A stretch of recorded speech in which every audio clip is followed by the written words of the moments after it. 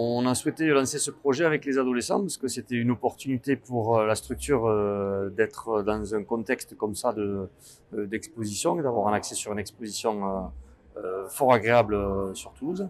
Et puis la thématique est fort d'actualité et c'est quelque chose qu'on travaille depuis un petit moment aussi au Point Jeune sur notre structure.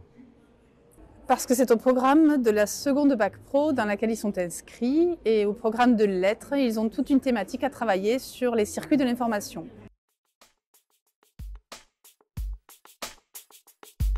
Alors on fait partie, on est de l'éducation populaire, donc on en fait partie, on aborde pas mal de points différents.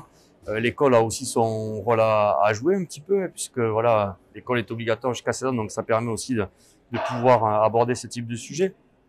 On n'est pas les seuls.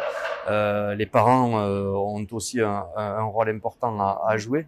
Donc en fait, c'est un travail en partenariat où chacun pourra apporter aussi sa vision des choses et amener le jeune en tout cas à avoir les outils nécessaires pour avancer. Oui, mais pas seulement. Je pense que les parents ont un grand rôle à jouer aussi pour accompagner leurs enfants.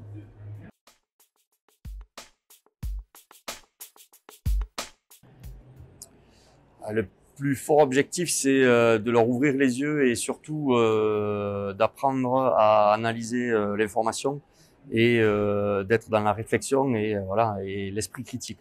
Voilà, de pas croire en tout ce qu'on nous dit, même si ça semble vrai au départ, mais c'est en tout cas d'aller chercher un petit peu plus l'information et aller la vérifier. Voilà, ne pas rester sur des a priori ou quand on ne sait pas quelque chose, de pas avoir honte et d'aller en tout cas comprendre et vérifier tout ça. Qu'ils sachent se méfier d'une information qui leur tombe toute cuite dans les mains.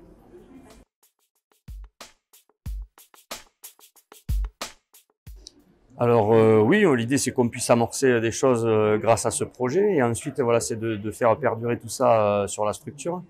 On est déjà un petit peu dans ce milieu avec voilà quelqu'un qui est promeneur du net, donc c'est un dispositif qui existe et qui est financé par la CAF et qui permet d'avoir quelqu'un de la structure qui est autour du numérique et qui est un peu une cellule de veille pour les jeunes et qui est à l'écoute des jeunes à travers différents réseaux et qui donc peut apporter des réponses aux questions que se posent des jeunes. Bien sûr, on va continuer en classe. Ils vont, eux, construire un podcast sur la désinformation et on va s'attaquer à d'autres exemples au cours des heures de cours qu'on a ensemble.